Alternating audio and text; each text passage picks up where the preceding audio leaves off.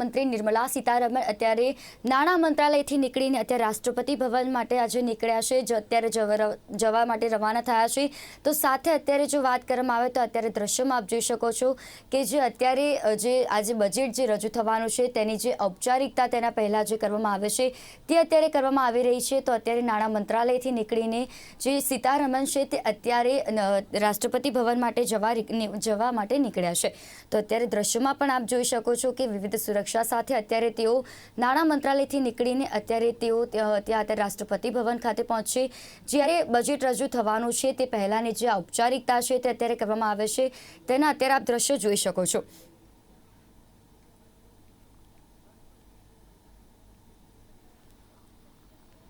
તો માત્ર ગણતરીના જ કલાકો બાકી છે, ત્યારે જ્યારે બજેટ રજૂ થવાનું છે તેને માત્ર ગણતરીના જ કલાકો બાકી છે।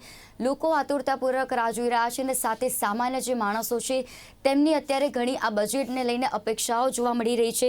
તો સાથે જો આ બજેટની જો વાત કરવામાં આવે તો દેશના નાણાપ્રધાન નિર્મલા સીતારમણ અત્યારે રાષ્ટ્રપતિ ભવન માટે અત્યારે પહોંચ્યા છે। તો સાથે જો વાત કરવામાં આવે તો આની પહેલાં જ્યારે બજેટ રજૂ કરવામાં આવે તે પહેલાંની જે ઔપચારિકતા છે તે અત્યારે કરવામાં આવી રહી છે અને અત્યારે જો વાત કરવામાં આવે તો તેની અત્યારે તૈયારી પણ જોવા મળી રહી છે। સામાન્ય માણસોની અત્યારે શું અપેક્ષાઓ છે તેના વિશે આપણે જાણીએ અને ખાસ કરીને જો વાત કરવામાં આવે તો આજે જે લોકસભાની જે ચૂંટણી છે તે પહેલાં આ સરકારનું જે છેલ્લું બજેટ છે તો તે બજેટની અત્યારે સૌ લોકો રાહ જોઈ રહ્યા છે। સરકારના બજેટથી સામાન્ય લોકોને શું રાહત મળી શકે છે, સાથે સામાન્ય લોકોની શું આશા અપેક્ષાઓ છે તેના ઉપર આજે જે બજેટ રજૂ કરવાનું છે તે ખરું ઉતરશે કે કેમ તેના વિશે પણ આજે જોવાનું રહેશે। અને આજે જે 11 વાગે નાણામંત્રી નિર્મલા સીતારમણ જે સંસદમાં દેશનું સામાન્ય બજેટ જે રજૂ કરવાના છે તેના ઉપર સૌ કોઈની નજર આજે જોવા મળી રહી છે। તો જે આજે બજેટ રજૂ થવાનું છે સૌ કોઈની નજર તેના ઉપર જોવા મળી રહી છે। બજેટ રજૂ થતું પહેલાં તે જે ઔપચારિકતા છે તે અત્યારે કરવામાં આવી રહી છે। તો અત્યારે જે નાણામંત્રી છે તે અત્યારે રાષ્ટ્રપતિ ભવન ખાતે પહોંચ્યા છે। તો રાષ્ટ્રપતિ દ્રૌપદી મુર્મુની જે ઔપચારિકતા છે તેના ઉપર તે દસ્તાવેજમાં તે અત્યારે દ્રશ્યોમાં પણ જોઈ શકો છો, અત્યારે નાણામંત્રી નિર્મલા સીતારમણ અત્યારે રાષ્ટ્રપતિ ભવન ખાતે પહોંચ્યા છે।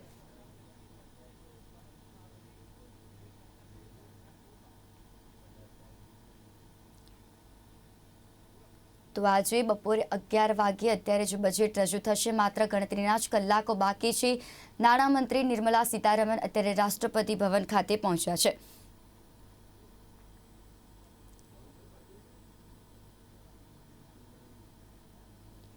તો અત્યારે નાણાં મંત્રાલયના અધિકારીઓ અને નાણામંત્રીના બજેટ સાથે અત્યારે તેઓ ઉપસ્થિત જોવા મળી રહ્યા છે। તો ત્યારબાદ તેઓ નાણાપ્રધાન નિર્મલા સીતારમણ બજેટ પર રાષ્ટ્રપતિની મંજૂરી લેવા રાષ્ટ્રપતિ ભવન અત્યારે પહોંચ્યા છે। તો રાષ્ટ્રપતિ દ્રૌપદી મુર્મુને મળશે, તે દરમિયાન રાષ્ટ્રપતિ દ્રૌપદી મુર્મુ બજેટને ઔપચારિકની મંજૂરી આપશે। તો અત્યારે જે બજેટ રજૂ થવાનું છે 11 વાગે જે આ બજેટ રજૂ થવાનું છે તે પહેલાંની આ ઔપચારિકતા છે। તો સાથે જો વાત કરવામાં આવે તો આ બજેટને લઈને સૌ લોકોમાં અપેક્ષાઓ જોવા મળી રહી છે, સામાન્ય લોકોમાં અપેક્ષાઓ જોવા મળી રહી છે। હાલ દ્રશ્યોમાં આપ જોઈ શકો છો, હાલ દ્રશ્યોમાં જે જોવા મળી રહ્યા છે તો નાણાં મંત્રાલયના અધિકારીઓ ઉપસ્થિત જોવા મળી રહ્યા છે। સાથે એમાં નાણામંત્રીનું અત્યારે જે બજેટ છે તે પણ અત્યારે દ્રશ્યોમાં જોઈ શકાય છે। અત્યારે રાષ્ટ્રપતિ ભવન ખાતે તેઓ પહોંચ્યા છે, રાષ્ટ્રપતિ દ્રૌપદી મુર્મુને તે મળવા પહોંચે, ત્યારબાદ રાષ્ટ્રપતિની મંજૂરી લેશે।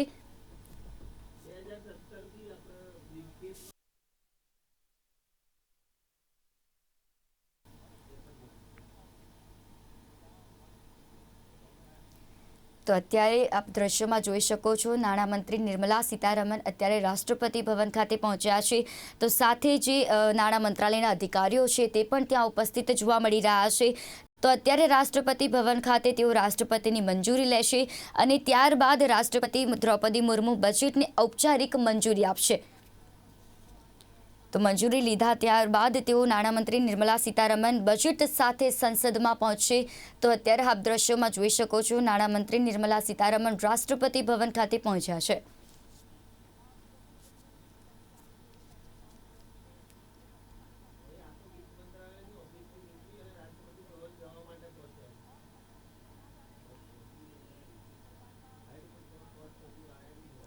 તો વિત્ત મંત્રાલયથી નીકળીને અત્યારે રાષ્ટ્રપતિ ભવન માટે પહોંચવા માટે અત્યારે નાણામંત્રી નિર્મલા સીતારમણ પહોંચ્યા છે. ત્યાં પહોંચીને તેઓ અત્યારે જે રાષ્ટ્રપતિ છે તેમની સાથે જે રાષ્ટ્રપતિની મંજૂરી લેશે અને ત્યારબાદ રાષ્ટ્રપતિ દ્રૌપદી મુર્મુને મળશે. આ દરમિયાન રાષ્ટ્રપતિ દ્રૌપદી મુર્મુ બજેટને ઔપચારિક મંજૂરી આપશે.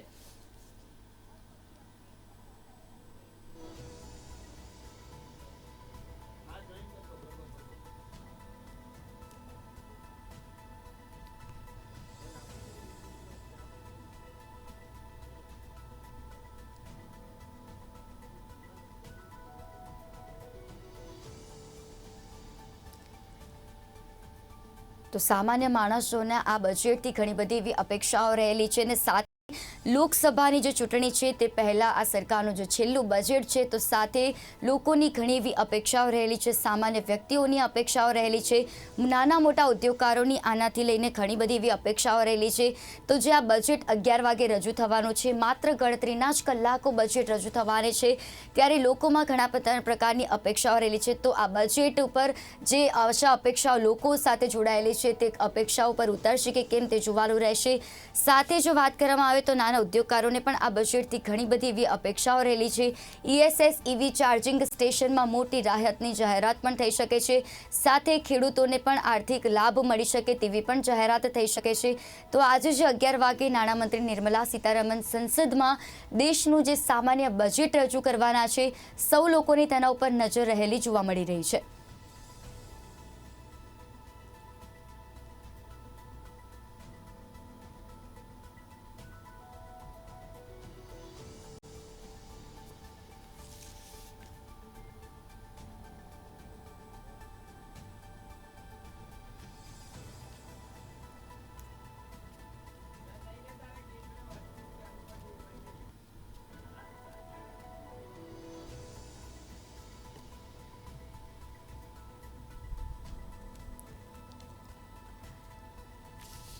તો આજે જે આજે જે બજેટ રજૂ થવાનું છે, લોકસભાની ચૂંટણી પહેલાં જે સરકારનું આ છેલ્લું બજેટ રજૂ થવાનું છે, સામાન્ય માણસોને શું અપેક્ષાએ રહેલી છે, સાથે ઇન્કમ ટેક્સ સ્લેબમાં શું કોઈ પરિવર્તન આવશે કે કેમ, આ વિષય ઉપર આજે આપણે ચર્ચા કરીશું.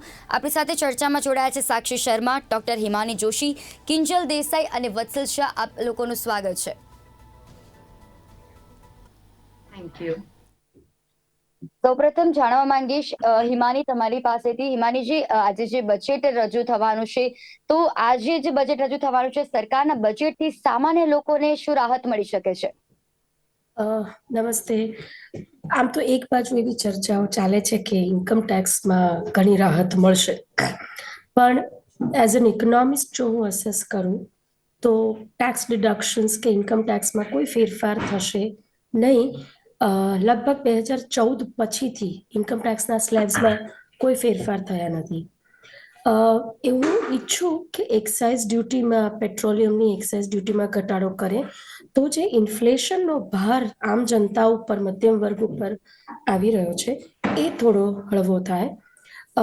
એ સિવાય જો ગઈકાલના ઇકોનોમિક સર્વેના આધારે જોઈએ કે પ્રાઇવેટ ઇન્વેસ્ટમેન્ટ ઘણું ઓછું થઈ રહ્યું છે ભારતમાં, તો એને પ્રમોટ કરવા માટે નાની નાની કંપનીઓને, સ્ટાર્ટઅપને જો ઇન્વેસ્ટમેન્ટ માટે થોડા ઘણા ટેક્સ એક્ઝમ્પશન્સ, ટેક્સ હોલિડેઝ કે એમાં વધારો કરવામાં આવે તો કદાચ ઘણો બધો ફાયદો થાય. બિલકુલ. સાક્ષી, તમારી પાસેથી જાણવા માંગીશ કે આજે જે બજેટ રજૂ થવાનું છે, સામાન્ય માણસને ઘણી બધી એવી અપેક્ષાઓ રહેલી છે અને સાથે જો વાત કરવામાં આવે તો જે સામાન્ય માણસની જે અપેક્ષાઓ છે કે જેમ કે લોનમાં ઘટાડો જોવા મળે અને ઇન્કમ ટેક્સ સ્લેબમાં પણ ઘટાડો થતો જોવા મળે, તો શું લાગે છે જે આ બજેટ રજૂ થવાનું છે, સામાન્ય માણસોની શું અપેક્ષાઓ હશે? યસ, જે બેઝિક એક્ઝેમ્પશનનો સ્લેબ છે અત્યારે 2,50,000 છે બેઝિક એક્ઝેમ્પશનની લિમિટ, જે લાસ્ટ 2014માં રિવાઇઝ થઈ હતી. એના પછી કોઈ રિવિઝન થયું નથી. તો આપણે જોઈએ જ્યાં સુધી એવું લાગે છે એ લિમિટ 5 લાખ સુધીની થઈ જશે. અને 80C ના જે ડિડક્શન છે, જે અત્યારે 1,50,000 છે, એ લિમિટ બી ઇન્ક્રીઝ થશે. અને સામે આપણે જોઈએ તો જે MSME સેક્ટર છે એની ક્રેડિટ ગેરંટી જે સ્કીમ્સ છે એના માટે સરકાર આપણા માટે કંઈ કરશે. અને જે ગ્રીન ફિલ્ડ પ્રોજેક્ટ્સ છે એમાં પ્રોજેક્ટ ફાઇનાન્સિંગ અને પ્રોજેક્ટ ફંડિંગ ઇન્ક્રીઝ થશે અને એના માટે કોઈ સબસિડી પ્રોજેક્ટ્સ માટે આવશે એવું લાગી રહ્યું છે. બિલકુલ કિંજલજી, તમારી પાસેથી જાણવા માંગીશ કે જે આ બજેટ 2023માં જે રજૂ થવાનું છે અત્યારે, તો એને લઈને જે સામાન્ય માણસો છે તેમની તો અપેક્ષાઓ છે, પરંતુ સાથે સાથે જે નાના ઉદ્યોગકારો છે, મોટા ઉદ્યોગકારો છે, તેમને શું અપેક્ષાઓ રહી શકે છે? જી જેમ કે અત્યારે આપણે જોઈએ છીએ કે દુનિયામાં ઇકોનોમિક સ્લગિશનેસ જોવા મળી રહી છે અને સ્લો ડાઉન જોવા મળી રહ્યું છે.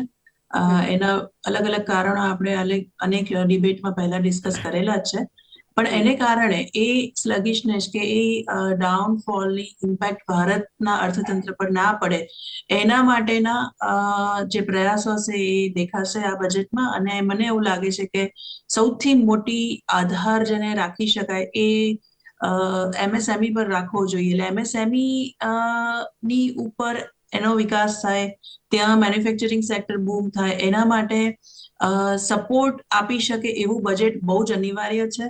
કારણ કે લાર્જ સ્કેલ ઇન્ડસ્ટ્રીઝ માટે તો ઘણું બધું એ લોકો એમની રીતે કરતા હોય છે, પણ એમએસએમઈ પર ગઈ વખતે પણ થોડો ઓછો ભાર આપેલો.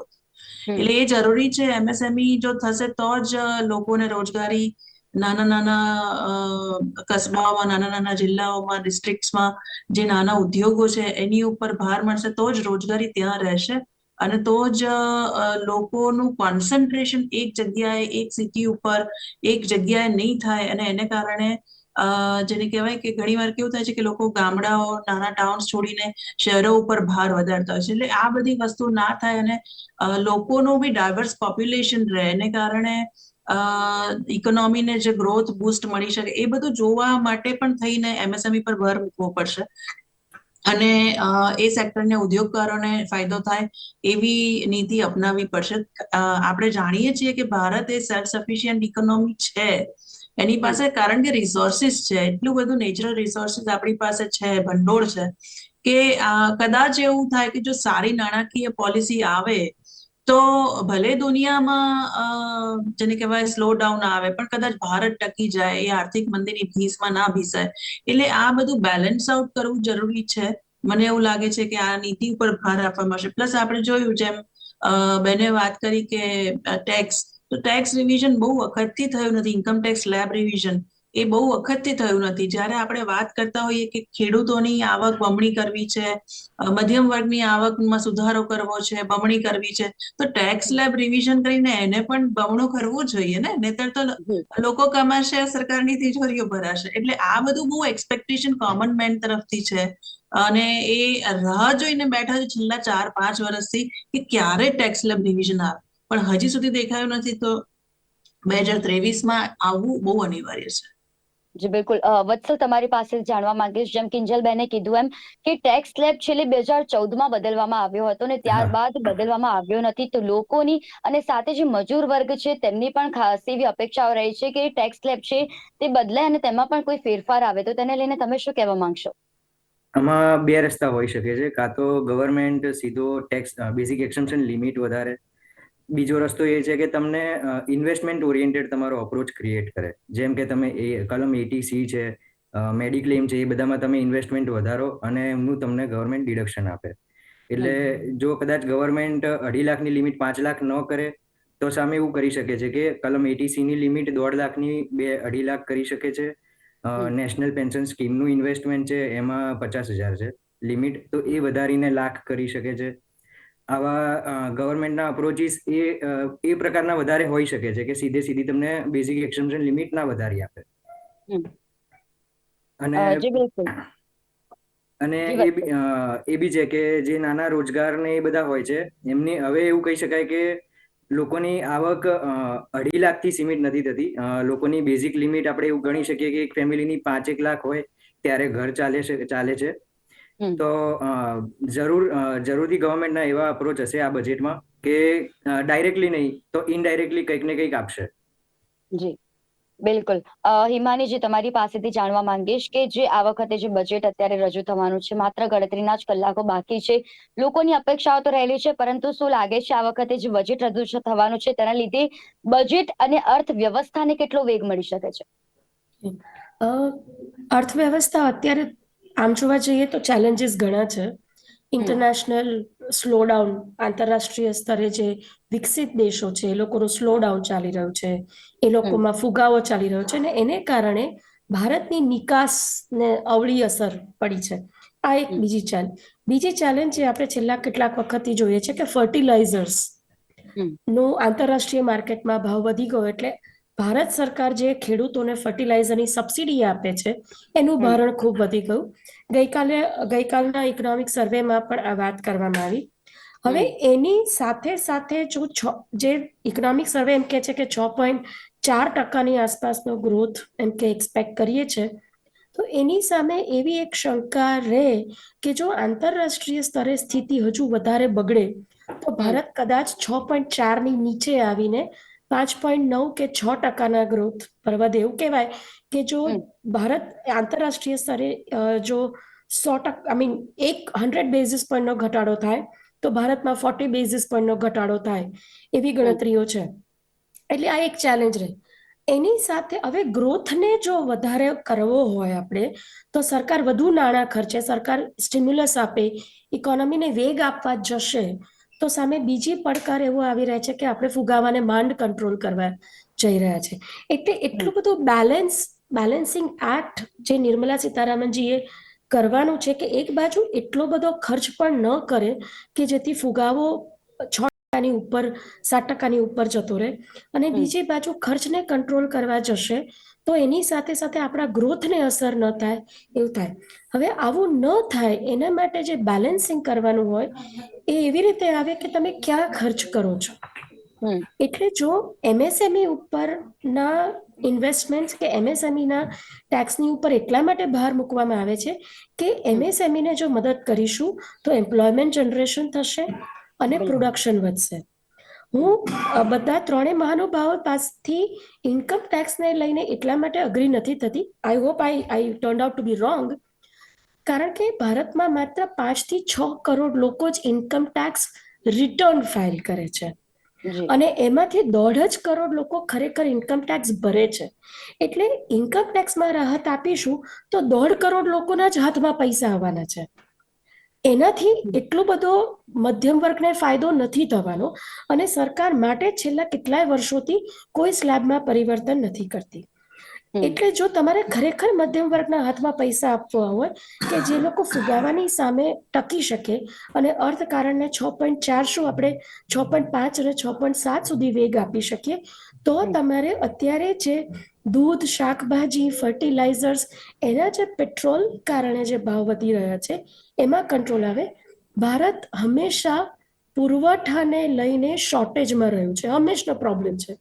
એટલે પુરવઠાને આ વેગ આપવા માટે ઇન્વેસ્ટમેન્ટ ઘટ્યું છે, એની ઉપર જો આધાર આપે તો કરી શકે. અને જે નોન ટેક્સ રેવન્યુ આ વખતે વધી છે, આપણે એવું ઈચ્છીએ કે સરકાર આવતા બજેટમાં પણ ટેક્સ તો GST તો બોયન્ટ રહ્યું જ છે, પણ એની સાથે સાથે થોડા એ લોકોના જે ડિસઇન્વેસ્ટમેન્ટના પ્લાન હતા એ વધારે એક્ઝિક્યુટ કરશે તો ગ્રોથ અને ફિસ્કલ ડિસિપ્લિન બંને એક સાથે મેન્ટેન કરી શકશે. જી બિલકુલ. એટલે હિમાની કહી શકાય કે જ્યારે ખાદ્ય વસ્તુની જે ચીજ વસ્તુઓ છે, આવશ્યક ચીજ વસ્તુઓ છે, તેના ઉપર જે ટેક્સ છે તે ઘટાડો કરવામાં આવે તો કદાચ સામાન્ય માણસની તેની જે અપેક્ષાઓ છે તેના ઉપર બજેટ ખરું ઉતરે તેમ કહી શકાય. શિવાનીબેન, એક કરેક્શન કરી લઉં કે ખાદ્ય પદાર્થો ઉપરના ટેક્સ આ બજેટમાં નહીં ઘટી શકે, કારણ કે GST આ યુનિયન બજેટની અંદર નથી આવતું. એટલે ખાદ્ય પદાર્થોના ભાવ ઘટાડવા માટે માત્ર સરકાર જે કરી શકે એ પેટ્રોલ ઉપરની એક્સાઇઝ ડ્યુટી ઘટાડી શકે, જે આ બજેટમાં કરી શકે તો વધારે સારું રહેશે. જી બિલકુલ. સાક્ષી, તમારી પાસેથી જાણવા માંગીશ કે જે આ વખતે જે અત્યારે બજેટ રજૂ થવાનું છે તો તેના લીધે જે વિકાસ દર છે તે 2023-24માં 6.5% સુધીનો રહેવાનો અંદાજ કરવામાં આવ્યો છે. શું લાગે છે તે કેટલા સુધી રહી શકે છે, કેટલા ટકા તે જોવા મળી શકે છે? ઓકે.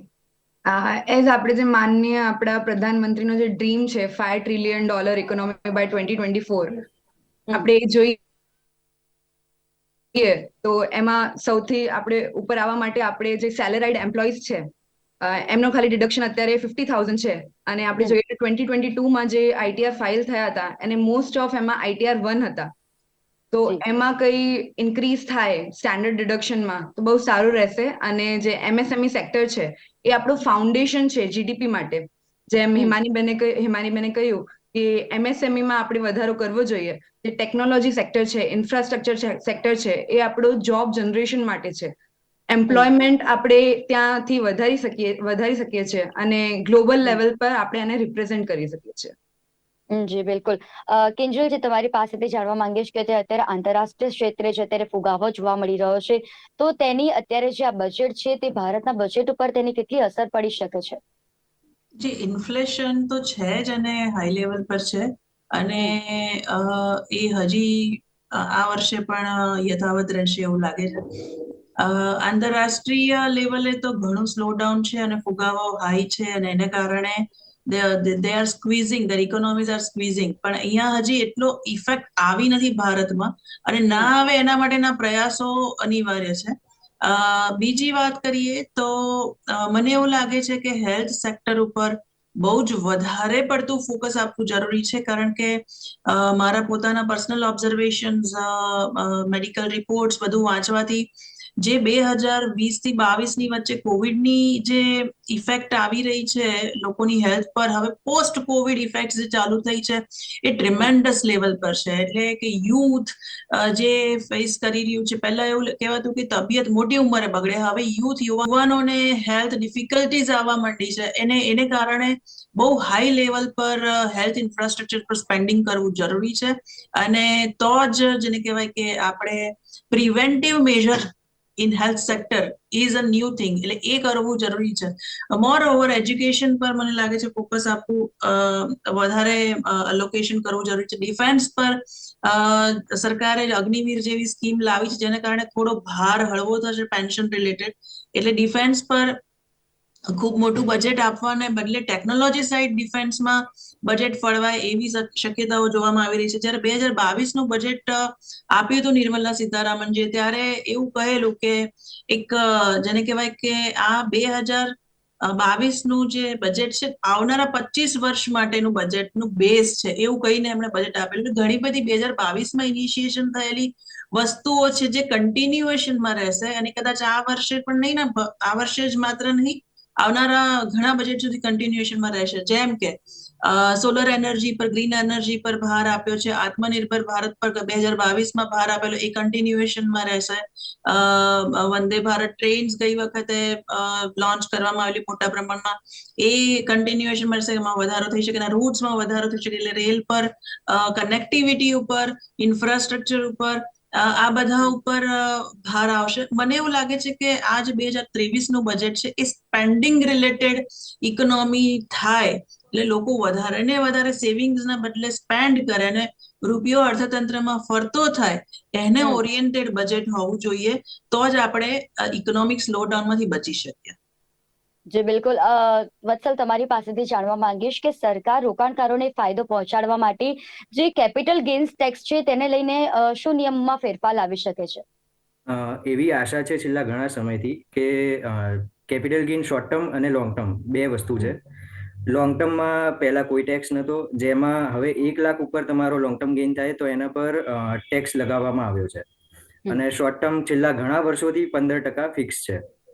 હવે લોકોનું શેર બજાર તરફ રોકાણ વધી રહ્યું છે ધીમે ધીમે, અને લોકો સજાગ થઈ રહ્યા છે કે આ એક આપણો સાઈડ ઇન્કમ સોર્સ થઈ શકે છે. તો એમાં ગવર્મેન્ટના હવે ચાન્સીસ છે કે લોંગ ટર્મની જે લિમિટ છે 1 લાખ એ વધારી શકે છે, કાં તો શોર્ટ ટર્મનો જે રેટ છે એ ઓછો કરી શકે છે. વધારે આશા એવી છે કે લોંગ ટર્મની જે લિમિટ છે એ વધારે, સો દેટ લોકોને શેર બજારમાં ઇન્વેસ્ટમેન્ટ છે એ લોંગ ટર્મ માટે કરી શકે અને રૂપિયા શેર્સમાં, રૂપિયા ઇકોનોમીમાં એ રીતે એ રૂટથી બી ફરતા થાય એવી આશા છે. જી બિલકુલ. હિમાનીજી, તમારી પાસેથી જાણવા માંગીશ કે જે ચૂંટણી પહેલાનું, લોકસભાની ચૂંટણી પહેલાનું જે આ છેલ્લું બજેટ સરકારનું જે રજૂ થવા જઈ રહ્યું છે, માત્ર ગણતરીના જ કલાકો બાકી છે. નાના મોટા ઉદ્યોગકારોને જે આશા અપેક્ષાઓ છે, કારણ કે તેમની જે નાણાં રોકાણ છે તેમની સાથે લઈને તેમને બહુ અપેક્ષાઓ રહેલી છે, તો શું લાગે છે જે આ બજેટ રજૂ થવાનું છે તેમને લઈને આ બજેટ ખરું ઉતરશે કે કેમ? આમાં છે ને બંને બાજુના એક પાસા છે. આ સરકાર આમ એવું કહેવાય કે ચૂંટણી પહેલાનું ફૂલ અને ફાઇનલ બજેટ આ છેલ્લું છે, તો કદાચ વોટ બેંકને સમજીને કરે, પણ ભૂતકાળમાં પણ આ સરકારે એવા અનપોપ્યુલર પગલાઓ પણ લીધા છે જેમ કે ડિમોનેટાઇઝેશન છે કે જીએસટીના રોલ આઉટની જરૂર હતી, પણ છતાં પણ સરકારને ઘણું બધું એ મેજર અનપોપ્યુલર બની ગયું એમને માટે. એટલે એવું જરૂરી નથી કે કદાચ સરકાર આ વખતે પોપ્યુલિસ્ટ બજેટ જ આપે, અને છેલ્લું પણ એવું હતું. છેલ્લા 2-3 વર્ષનો જે ટ્રેન્ડ હું સરકારના બજેટનો જોઉં છું, એ પહેલાનું બજેટ હંમેશા છે ને એક એન્યુઅલ વાર્ષિક ગણાય કે આવતા ફાઇનાન્શિયલ યરમાં આ આવક અને આ ખર્ચ.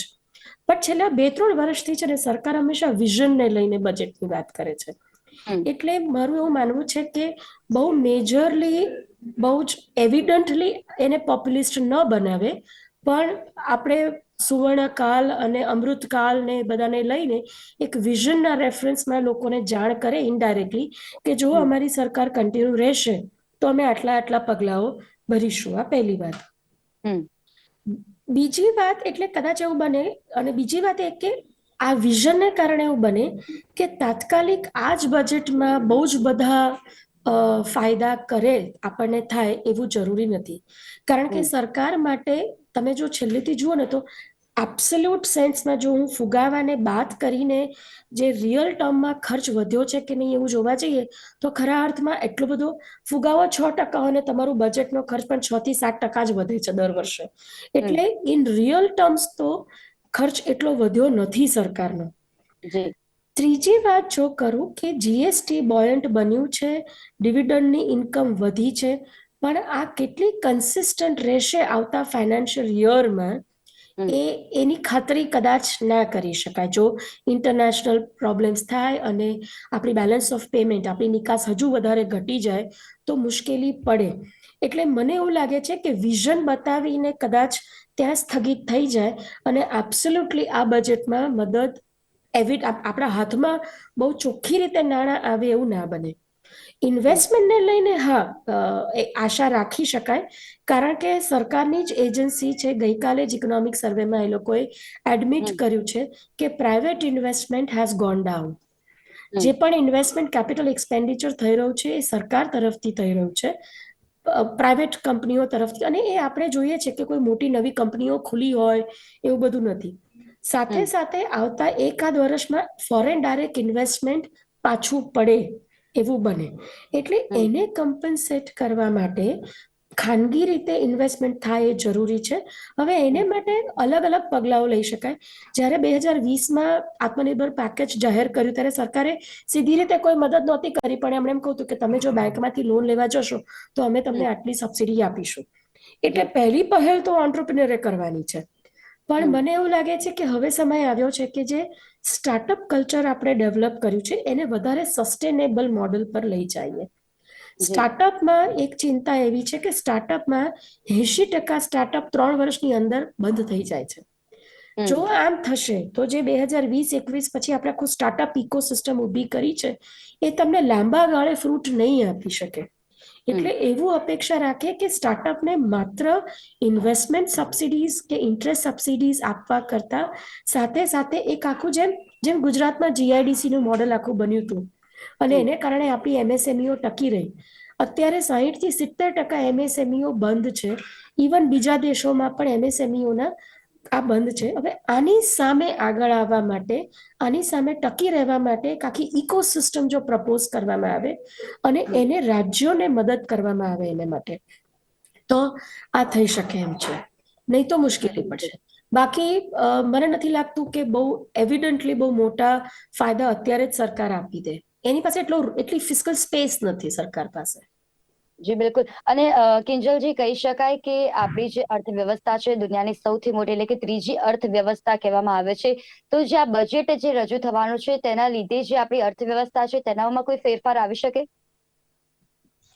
જો મને એવું લાગે છે કે 2023નું બજેટ છે ને એ સસ્ટેન કરવા માટેનું બજેટ રહેશે.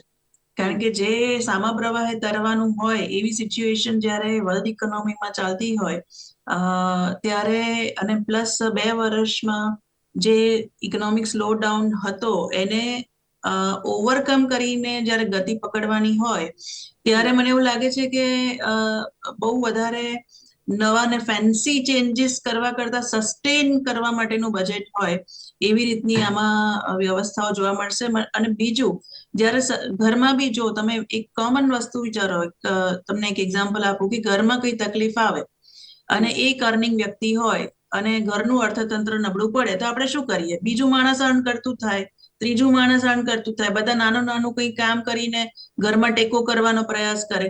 સેમ એવી રીતે જ્યારે દેશના અર્થતંત્ર પર ભાર આવે અથવા તો સ્લો ડાઉન થાય એવી કોઈ સિચ્યુએશન આવે ત્યારે મેન પાવર એટલે કે મેન પાવરમાં હવે વુમન પાવર એડ કરવા માટેની મને લાગે છે આ બજેટમાં બહુ જરૂર છે અને એના માટેનું પણ કંઈ પ્રોવિઝન હોય બહુ જરૂરી છે, જેથી કરીને ડબલ એન્જિન બને. જ્યારે ઘરમાં મેન અને વુમન બંને કામ કરે તો ઘરનું બજેટ સારી રીતે ચાલે, સારી રીતે વ્યવસ્થાઓ જળવાય, એનું સંતુલન થાય. એવી રીતે દેશમાં પણ મને એવું લાગે છે કે આટલી મોટી સંખ્યામાં જ્યારે 49% જ્યારે ફિમેલ્સ હોય અને એ લોકો જો વર્કફોર્સમાં એડ થાય તો જે ગતિ મળે અર્થતંત્રને ને ડેવલપમેન્ટને જે ફોર્સ મળે એ બહુ મોટો થાય. એટલે મને એવું લાગે છે કે એ લોકો વર્કફોર્સમાં સામેલ થાય, મહિલાઓ સામેલ થાય, એના માટેના ખૂબ પ્રયાસો જરૂરી છે. જો એમણે ના કર્યા હોય તો એવું ઘણીવાર બને છે કે બજેટમાં જે સમાવેશ ના થયો એવી વસ્તુઓ પણ થતી હોય છે. તો જો સરકારના કોઈ પ્રતિનિધિઓ તમારા મીડિયાના માધ્યમથી બજેટમાં જો આ વસ્તુનો સમાવેશ ના થયો હોય તો વચ્ચે પણ કરી શકે અથવા આવનારા બજેટમાં પણ કરી શકે.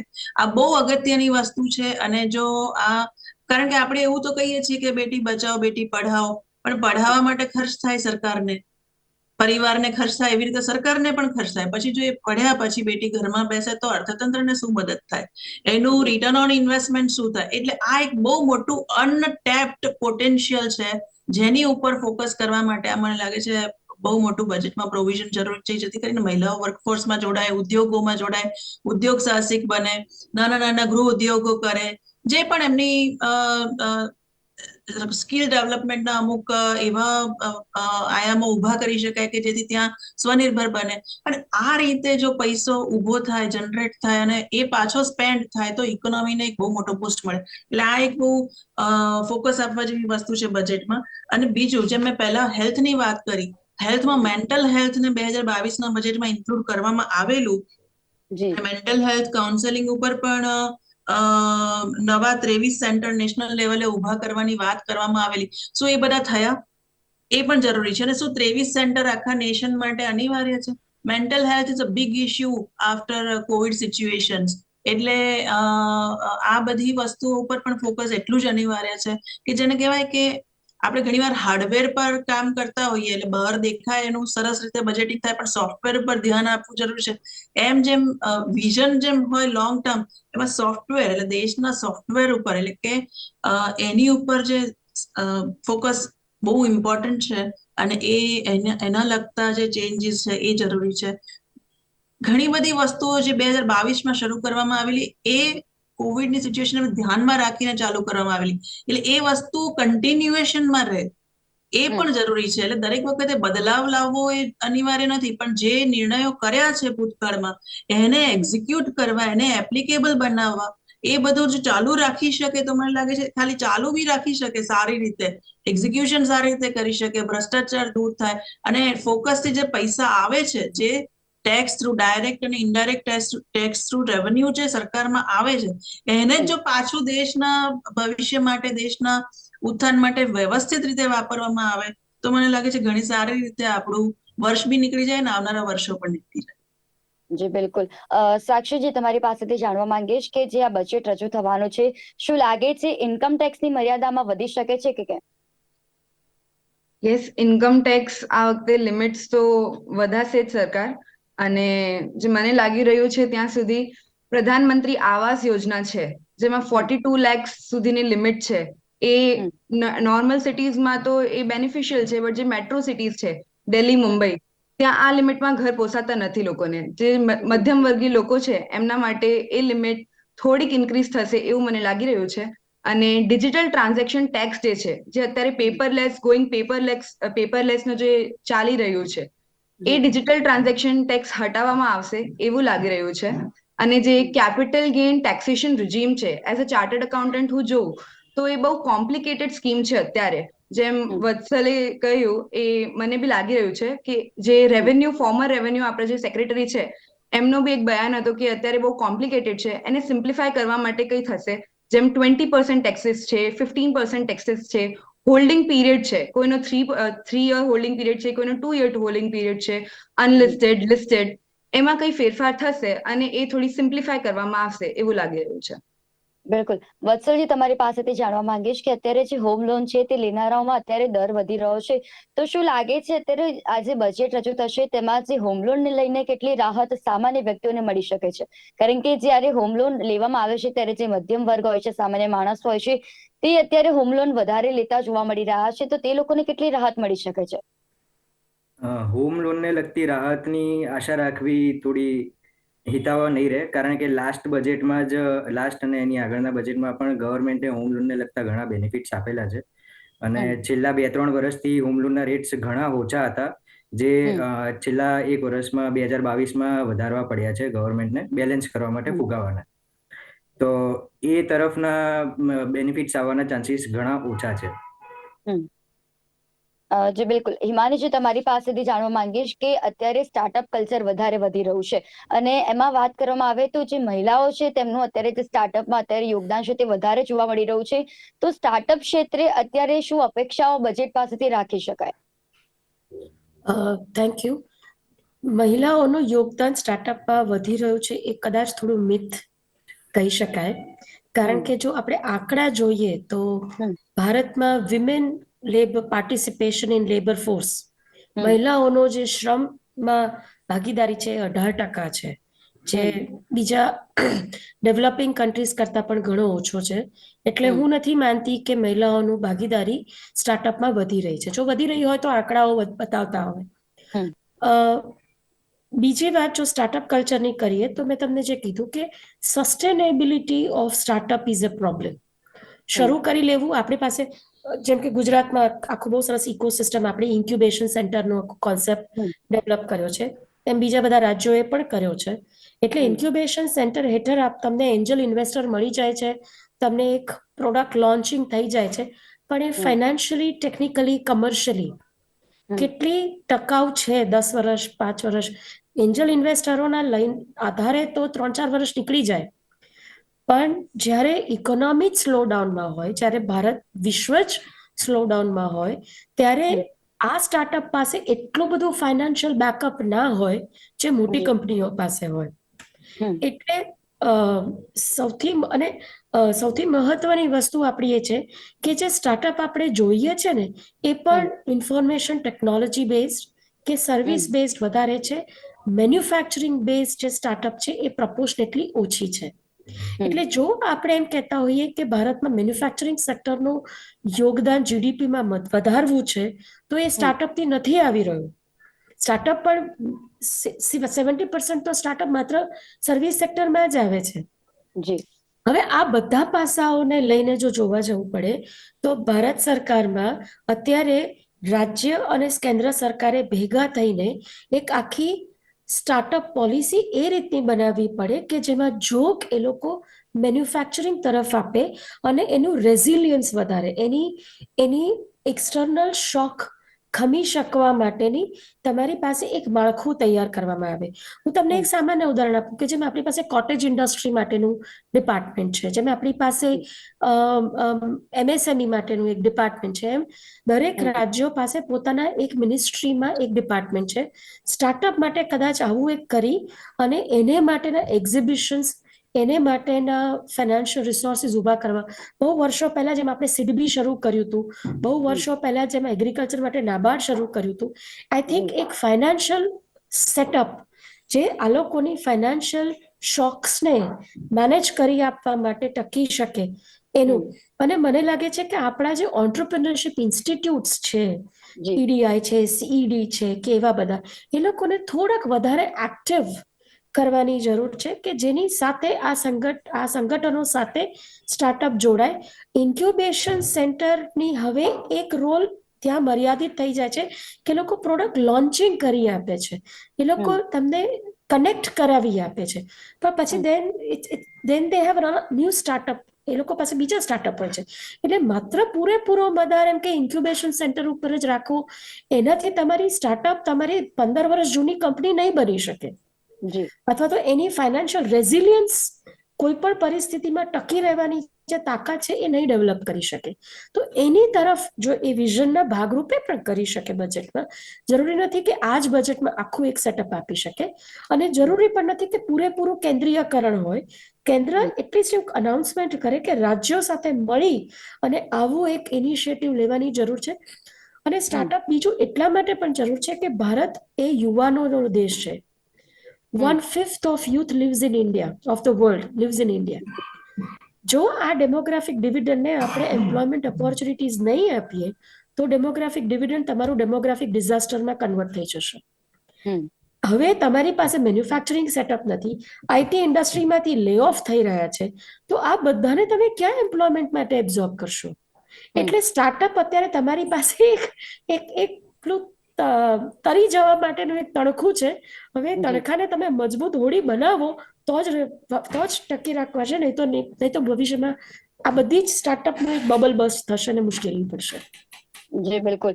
કિંજલજી, તમારી પાસેથી જાણવા માંગીશ કે આવનારા સમયમાં અર્થવ્યવસ્થાની ક્ષમતા છે તે કેટલી વધી શકે છે?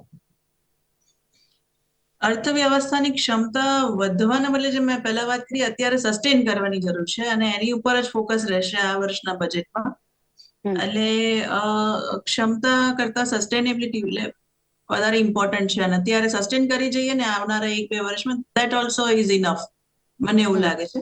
અને બીજી વસ્તુની વાત કરીએ તો જેમ ગયા બજેટમાં પોસ્ટલની 1.5 લાખ શાખાઓ એડ કરવાની જે વાત હતી, આ બધું જો થાય તો એને કારણે જે reach of banking system or the financial resources જે છે દેશમાં, એ ખૂબ મોટા પ્રમાણમાં ગામડાઓ સુધી પહોંચે, અને એને કારણે ઘણી બધી સુવિધાઓ કોમન માણસને ઉપલબ્ધ થાય. એટલે એ પોસ્ટલ બેન્કિંગનું બી ફૂલ્લી ફંક્શનલ જે આખું તંત્ર છે ડેવલપ થાય, એના માટે મને લાગે છે ખૂબ જરૂરિયાત અને સ્પીડની જરૂરિયાત છે. બીજું, ઈવી ની વાત કરી હતી 2022માં કે ઈવી ઇલેક્ટ્રિક વેહિકલ માટે સબસિડી અને એ બધું આપવાની જે વાત હતી, એની સાથે સાથે ખાલી સબસિડીઝ આપીને ઈવી વેહિકલ આપવાના બદલે જે આખું એની જે આખી ઇકોસિસ્ટમ જરૂર પડશે કે ભાઈ ઈવી લઈ લીધી, પણ પછી તમારે પછી લાંબા ગાળાના ડિસ્ટન્સ પર ડ્રાઈવ કરીને જવાનું હોય તો એ વખતે એને ક્યાં ચાર્જ કરવી, શું કરવું, એના સ્ટેશનો શું, એનું નેટવર્ક શું. એટલે આ બધી એક વસ્તુની જાહેરાત કરી દેવાથી એ વસ્તુ પૂરી નથી પડતી, અને એના પાછા સ્ટેશનો ધારો કે ઉભા કરી દઈએ એનાથી બી પૂરું નથી થતું. એનું મેન્ટેનન્સ શું, એના કોન્ટ્રાક્ટ શું, એની જેને કહેવાય કે ડે ટુ ડે ફંક્શનાલિટી કેવી રીતે મેન્ટેન થાય છે, લોકોને કેવી રીતે ખબર પડશે કે કયા સેન્ટર કઈ જગ્યાએ છે, અવેરનેસ કેવી રીતે થશે. એટલે આ બધું પણ ખૂબ જરૂરી છે. તો તમે ગ્રીન એનર્જી તરફ જાઓ ને તો તમે લોકોની જેને કહેવાય હેલ્થ ઇશ્યુઝ પર ધ્યાન આપીશ. આખું કોઈ બી એક સિક્લુઝિવ અર્થતંત્રમાં કોઈ બી એક સેક્ટર સિક્લુઝિવલી કામ નથી કરતું. દરેક સેક્ટરની બીજા સેક્ટર પર, દરેક નિર્ણયની બીજા નિર્ણય પર એટલી બધી ઇન્ટરકનેક્ટિવ ઇફેક્ટ્સ હોય છે, અને એ હોલિસ્ટિકલી આખું તંત્ર ચાલતું હોય છે. એટલે ઓફકોર્સ સોલરમાં આપણે ટેબ્લો આપણો જોયો, ગુજરાતને નંબર 1 26 જાન્યુઆરીએ એનો રેન્કિંગ મળ્યો, અને એનું કારણ એ હતું કે સોલર વિલેજ, આખું સોલર વિલેજ પર ટેબ્લો બન્યો. જો એક આખું વિલેજ સોલર વિલેજ બની જાય તો માત્ર બસ ખાલી એની ઉપર આપણે એવોર્ડ વિન કરી અને એનો ગર્વ લીધા કરવાનો છે કે આવા મલ્ટિપલ વિલેજીસ ખૂબ ઝડપથી, speed is the important thing, ખૂબ ઝડપથી ચારે બાજુ બને એ આપણે જોવાનું છે. તો એના માટેની શું સ્કીમ છે, એના માટેની શું રાહતો છે, વચ્ચે વચ્ચે સોલર પેનલ્સની રાહતો આવે છે, જતી રહે છે, તો પછી એ કન્ટિન્યુએશનમાં કેમ નથી રહી શકતી? આ બધી વસ્તુઓ પર પણ ધ્યાન આપવાની જરૂર છે. ઘણીવાર કેવું થાય છે કે સરકારમાં તમે એક સેમ્પલ કે એક જેને મોડેલ બનાવી લો ને, પછી તમે પોતાની કમ્પ્લિસન્સી આવી જાય કે ભાઈ અમે કરી લીધું, પણ એ તો એક મોડેલ છે. હવે નાઉ what about the replica, what about multiple models? એટલે આ બધી વસ્તુ, આ મેં એક એક્ઝામ્પલ આપ્યું સોલર વિલેજનું, પણ આવું અનેક સેક્ટરમાં જરૂરિયાત છે. એટલે તમે એક્ઝામ્પલરી અમુક સેન્ટર્સ બનાવીને ખુશ ના થઈ જાઓ કે એક્ઝેમ્પલરી સારી હોસ્પિટલો બનાવીને ખુશ ના થઈ જાય, પણ એવી હોસ્પિટલોનું તંત્ર શું આપણે જિલ્લા લેવલ સુધી પહોંચાડી શક્યા છીએ? શું આપણે ગામના લેવલ સુધી પહોંચાડી શક્યા છીએ? ગામના જિલ્લાના લોકોને બીજા સ્ટેટમાં મેડિકલ ટ્રીટમેન્ટ લેવા જવી પડે છે કે શહેરોમાં જવું પડે છે મેડિકલ ટ્રીટમેન્ટ લેવા માટે. તમારી પાસે એક્સપર્ટ્સ ઓછા છે, હેલ્થકેર પ્રોફેશનલ્સ ઓછા છે, એને વધારવા માટેની શું તમારી નીતિ છે? આ બધું જોવું પડે. એટલે જો તમે આ વાત કરતા હો કે 25 વર્ષનું બજેટ, લાંબા ગાળાનું વિઝન સાથેનું બજેટ જો 2022માં આપ્યું હોય, તો હવે આવનારા વર્ષો એટલે કે 23, 24, 25 એને ફ્રેગમેન્ટ કરીને એક વસ્તુઓ ઉપર ધ્યાન આપીને એમાં બજેટ એલોકેટ થાય. ઘણી વખત કેવું થાય છે, બજેટ એલોકેટ થઈ જાય, વપરાય પણ જાય એમાં બજેટ, બરાબર, વસ્તુ ઊભી થાય પણ મેન્ટેન નથી થતી, જે મેં પહેલા પણ કહ્યું. એટલે આ મેન્ટેનન્સ ઇઝ સતત કાર્ય, એ બહુ ઇમ્પોર્ટન્ટ વસ્તુ છે અને સરકારનું કામ છે જોવાનું. એટલે આપણે એ આશા રાખીએ કે આ પ્રકારની જેને કહેવાય કે પોલિસીઝ આવે કે જે મેન્ટેનન્સ પર આધારિત હોય. એટલે એ સ્કૂલો બની જાય, સ્માર્ટ સ્કૂલ્સ બની જાય, પછી મેન્ટેન શું, યુનિવર્સિટીઓ બની જાય, સ્માર્ટ યુનિવર્સિટીઓ બની જાય, નવા કોર્સીસ ચાલુ થઈ જાય. પછી what about the improvement in the course curriculum as per the world level અથવા તો વર્લ્ડ સ્ટાન્ડર્ડ્સ અથવા તો ન્યૂ જે પણ કઈ ઇન્વેન્શન્સ થાય એના આધારે એ કોર્સીસમાં અપગ્રેડેશન શું છે, કે પછી આપણે જે ભણાવીએ છીએ છેલ્લા 25 વર્ષથી એનું એ સ્કૂલોમાં કોલેજોમાં ભણાવ્યા કરતા હોઈએ અને બહાર માર્કેટમાં એની એપ્લિકેબિલિટી કેટલી છે, શું ગેપ છે, એ ગેપ પૂરી તો જોબમાં લોકો ફિટ થશે. નહીં તો ગ્રેજ્યુએટ ને પોસ્ટ ગ્રેજ્યુએટ થઈને બહાર નીકળ્યા કરશે, જોબ બી છે પણ મળતી નથી, કારણ કે આપણા યુથમાં એ લાયકાત નથી. તો એ ડેવલપમેન્ટ કરવા માટેના શું આપણા પ્રયાસો છે સરકારના, આ બધું જરૂરી છે આ બજેટમાં, કે જેને કહેવાય કે એક વસ્તુ ક્વોલિટી બેઝડ બજેટ આવે, કે ક્વોલિટી બેઝડ ઇમ્પ્રુવમેન્ટ થાય સિસ્ટમ્સમાં, વસ્તુઓમાં, હ્યુમનમાં, મેન પાવરમાં. આ બધી વસ્તુઓ પર ભાર આપતું બજેટ આવશ્યક છે. સો વી એક્સપેક્ટ કે આવું કંઈક આવે. બિલકુલ, એટલે કિંજલજી કહી શકાય, કારણ કે અત્યારે જો જોવા જઈએ તો જે ગ્રામીણ વિસ્તારના જે યુવાનો છે, જે અત્યારે ભણતર પામી રહ્યા છે, તે લોકો રોજગારી મેળવવા માટે શહેરમાં આવતા હોય છે અને ત્યાં ક્યાંક ને ક્યાંક એટલે જે ગ્રામીણ વિસ્તારનો જે વિકાસ છે તે ઓછો અત્યારે જોવા મળી રહ્યો છે. તો ગ્રામીણ વિસ્તારમાં વિકાસ થતો જોવા મળે તે માટે બજેટને લઈને ગ્રામીણ વિસ્તારના લોકોની શું અપેક્ષાઓ હોઈ શકે છે? જી એગ્રીકલ્ચર બેઝ યુનિવર્સિટીઓ સ્થાપવાની વાત 2022માં કરવામાં આવેલી. એગ્રીકલ્ચર ટેકનોલોજી ઉપર ભાર આપવા માટે બજેટ ફાળવવામાં આવેલું. એટલે જો આપણે એની વાત કરીએ કે એગ્રો ફોરેસ્ટ્રી સપોર્ટ કરવાની વાત કરવામાં આવેલી, કે ભાઈ ફોરેસ્ટ અને એગ્રીકલ્ચરને ભેગા કરીને, એટલે કે જે વ્યક્તિ ધારો કે ગામનો વ્યક્તિ હોય કે ટ્રાઇબ્સનો કે જંગલ વિસ્તારમાં રહેતા લોકો હોય, કે ત્યાં એના રિલેટેડ તમને નોલેજ મળી અને તમે ત્યાં એ ટેકનોલોજીના ઉપયોગ સાથે જે તે જગ્યાએ એનો ઉપયોગ કરી શકો. એના માટે જો વ્યવસ્થાઓ મળે, સુવિધાઓ મળે, સહાય મળે સરકારી, જેને કહેવાય કે લોન પ્રકારની, તો એ લોકો મને લાગે છે બહુ જ મોટા પ્રમાણમાં એગ્રીકલ્ચરમાં ઉત્પાદનોમાં, એની એગ્રીકલ્ચર પ્રોડક્ટ્સના મેન્યુફેક્ચરિંગમાં યુનિટ્સો બનાવી શકે ગામમાં, નાના ટાઉન્સમાં. તો એ લોકો એ યુથને માઇગ્રેટ ના થવું પડે શહેરો ઉપર, અને એ ત્યાં આગળ એ ઇકોસિસ્ટમ ત્યાં ડેવલપ કરી શકે, જે તે ગામમાં, જિલ્લામાં પશુપાલન રિલેટેડ સબસિડીઝ મળી શકે, કે એને રિલેટેડ યોજનાઓ બની શકે. એટલે આ બધું અપેક્ષાઓ ગામના યુવાનોની હોઈ શકે છે સરકાર પાસેથી, અને આ બજેટમાં, ગયા બજેટમાં બી સુવિધાઓ કરવામાં આવે, પણ હજી વધુ થાય એવી અપેક્ષાઓ રાખી શકાય.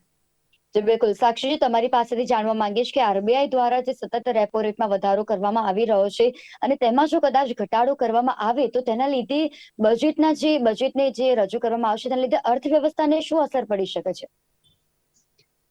અત્યારે જે ઇન્ટરેસ્ટ રેટ્સ છે, જે આરબીઆઈ ઇન્ક્રીઝ કર્યા છે, repo rates and all, that is because of inflation. Two control the inflation it is increasing. And સામે એફડીના રેટ્સ ઇન્ક્રીઝ નથી થઈ રહ્યા. And I don't think so કે આ રેટ્સમાં કંઈ ઘટાડો કરવામાં આવશે, બીકોઝ અત્યારે ઇકોનોમિક સ્લોડાઉન ચાલી રહ્યું છે અને એને કોપ અપ કરવા માટે રિયલ ટર્મ્સમાં એ રેટ ખાલી ઇન્ફ્લેશનના કારણે ઇન્ક્રીઝ થઈ રહ્યું છે. તો એમાં કઈ છૂટકો થશે એવું લાગતું નથી અત્યારે. જી વત્સલજી, તમારી પાસેથી જાણવા માંગીશ કે અત્યારે જે સ્ટાર્ટઅપ કલ્ચર વધ્યું છે, તો સ્ટાર્ટઅપ કલ્ચરમાં જે અત્યારે વધારો થતો જોવા મળી રહ્યો છે, તેના લીધે તેને વેગ આપવા માટે સરકાર કેવા પ્રકારના નિર્ણય આ બજેટમાં કરી શકે છે? સરકાર જેમ કે હમણે કીધું કે સબસિડીઝ આપી શકે છે. સરકારે એક આખી ઇકોસિસ્ટમ બનાવવાની જરૂર છે જે સ્ટાર્ટઅપને 2 થી 3 વર્ષ કન્ટિન્યુઅસ સ્ટાર્ટઅપને સપોર્ટ આપે.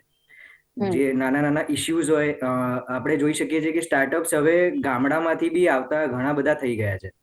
તો જેમ કે કિંજલબેને કીધું કે તમે એમને સવાલ પૂછ્યો હતો કે ગામડામાં કઈ રીતે ડેવલપમેન્ટ થઈ શકે છે. હવે એ એગ્રીકલ્ચરને ટેકનોલોજી જોડે મિક્સઅપ કરીશું તો ભારતને ઘણો બધો બેનિફિટ થઈ શકે છે, કારણ કે એક એગ્રીકલ્ચર કન્ટ્રી કહી શકાય છે ઇન્ડિયાને.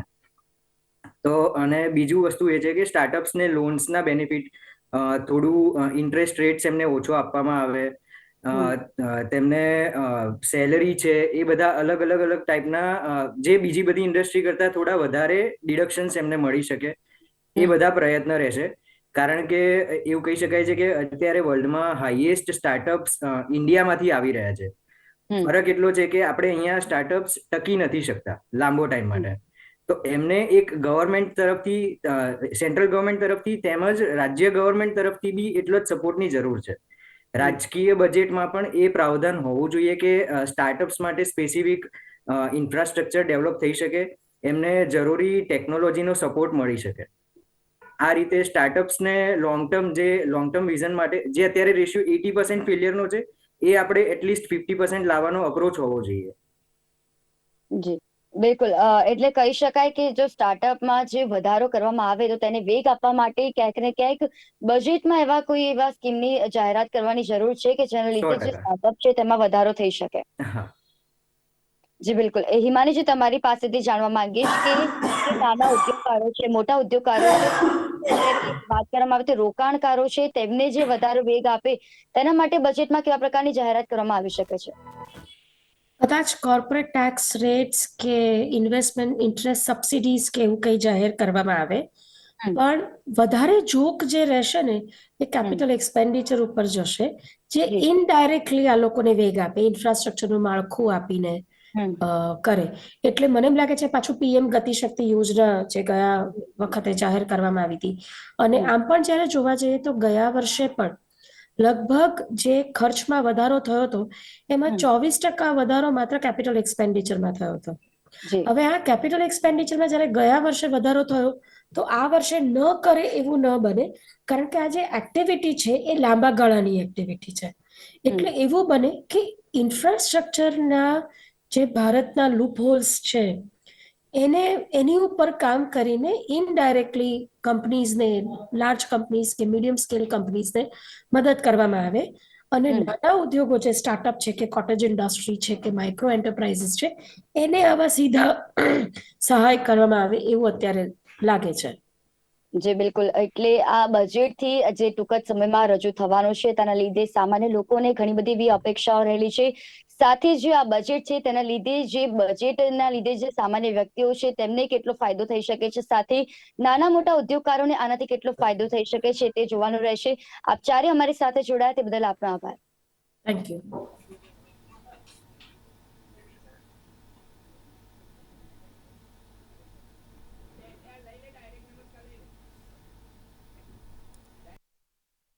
તો હાલ બજેટ સ્પેશિયલમાં બસ આટલું જ. વધુ વિગતવાર માટે જોતા રહો ગુજરાત ન્યૂઝ. નમસ્કાર.